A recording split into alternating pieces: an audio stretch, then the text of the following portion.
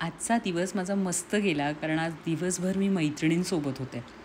घरात अर्थातच सगळं आवरूनच बाहेर पडलो. स्वयंपाक वगैरे आवरला, जेवणं आवरली आणि साधारण 12-12:30 वाजता आम्ही बाहेर पडलो.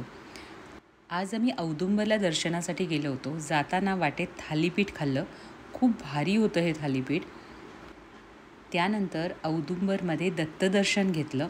दर्शन खूपच छान झालं. तिथला प्रसादसुद्धा मिळाला. प्रसाद पण खूप छान होता. वाटेत एका शेतामध्ये केळी विक्रीसाठी होती तर ती घेतली. नंतर तासगावमध्ये गणपती दर्शन घेतलं. आज मंगळवार, आज 2 ठिकाणी दर्शन झालं. येथून आम्ही सांगलीला गेलो आणि सांगलीतल्या गणपती मंदिरामध्ये सुद्धा दर्शन घेतलं. दिवस इतका भारी गेला. तुम्हाला हा पूर्ण व्हिडिओ पाहायचा आहे का? मला कमेंट बॉक्समध्ये सांगा.